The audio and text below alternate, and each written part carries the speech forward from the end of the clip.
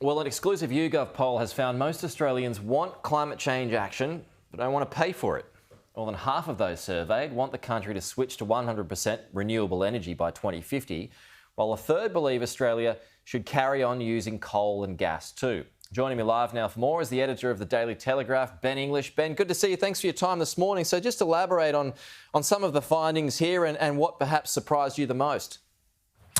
Well, what surprised, it was sort of a mix. Australians want it all. They want us to be quite aggressive in meeting our climate change aspirations, but at the same time, they're not really prepared to shell out for that.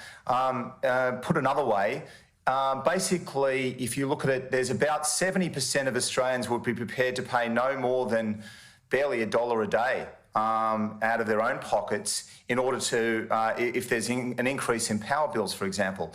So they want the solution to come from somewhere else. Interestingly, also, Pete, they're very optimistic about the impact of a transition to a new energy economy. For example, they don't believe it'll have necessarily much of an impact on unemployment.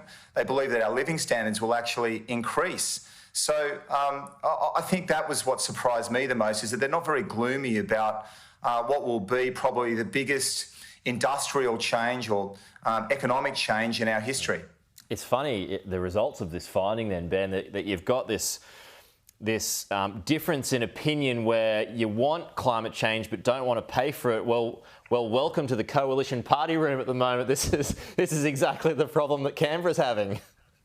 Well, exactly, and it's the problem that's dogged, 4 or 5 prime ministers, and in particular the Labor Party, which has lost a couple of elections over this.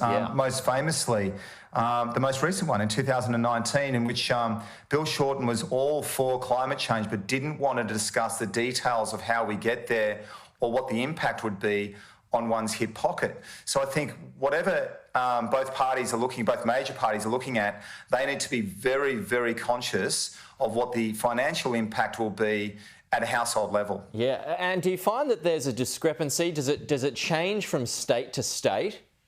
Yes. So in those states where there's a greater number of coal miners or people in the mining industry, you find that the zeal for climate change starts to ebb away.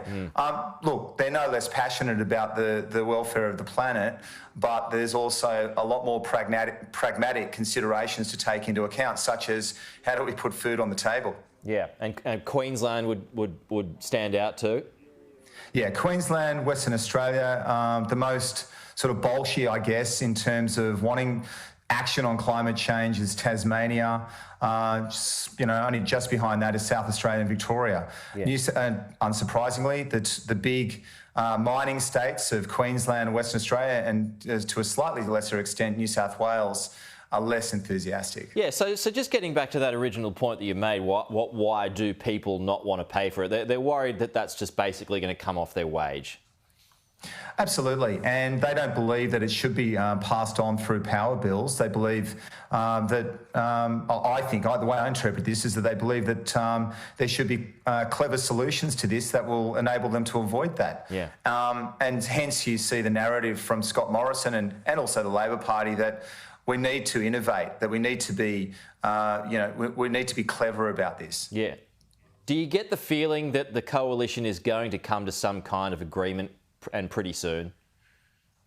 Yeah, look, I think that's the sort of the signals we're getting from Canberra. I think everyone's getting it. I don't think it's a state secret that there's a momentum towards that.